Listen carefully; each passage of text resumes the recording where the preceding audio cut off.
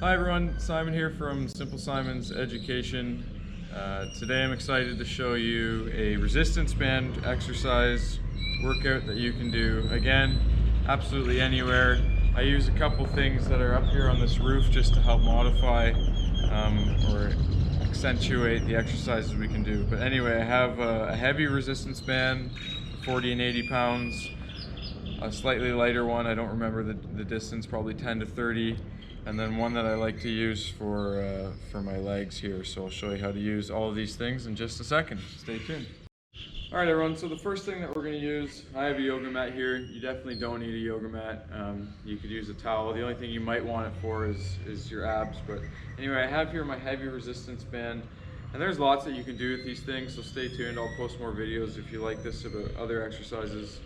But the first thing we're going to do in our total body workout is actually just a push-up with this heavy resistance band on. So we're going to take the band, both arms, wrap it around our shoulders, and try and get it right around our back, right around where our shoulder blades are, okay?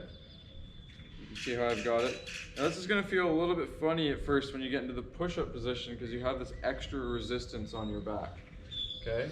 So go one hand down, then the other. Make sure you're practicing good form and posture like we practiced in my push-up video, getting the fingers nice and spread apart. Wrists, arms up over your wrist straight, and a straight back, okay? And what you're really gonna feel as you do the push-up is extra weight at the end of the rep, okay?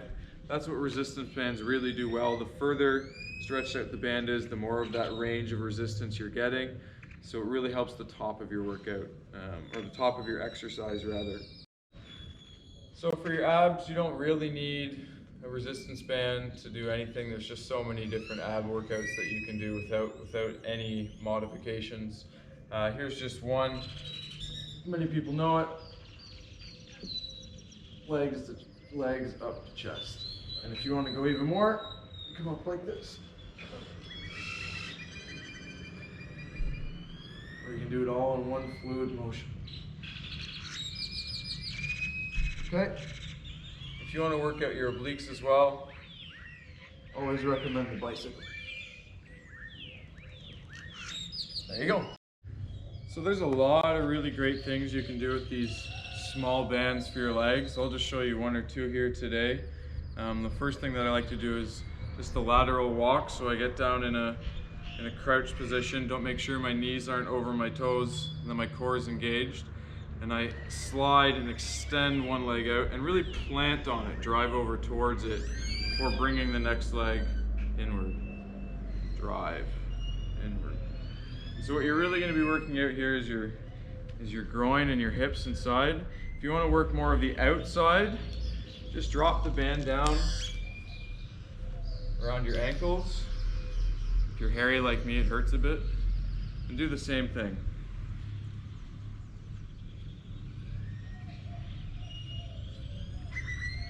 So if you have weak hips, weak groin, can't recommend these enough. You'll be burning up in the sides and inside in no time.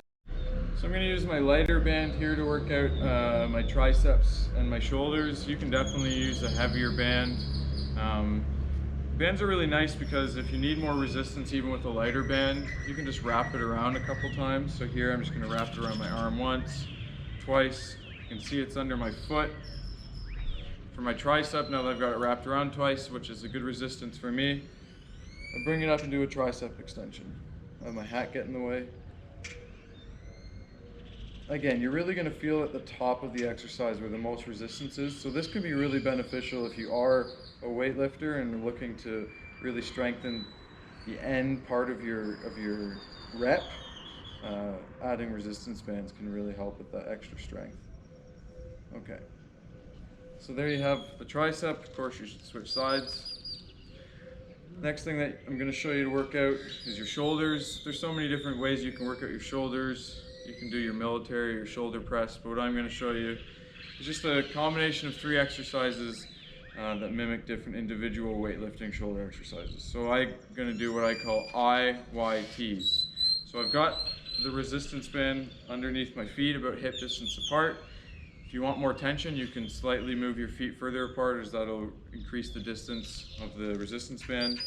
And you're just going to engage your core, bring your hips in, shoulders back, and you're gonna raise them up like an I. Then you're gonna grip a tiny bit further apart on the band to a Y. And then if I was using 2 resistance bands, I do it at the same time, then to form the T on each side. Okay?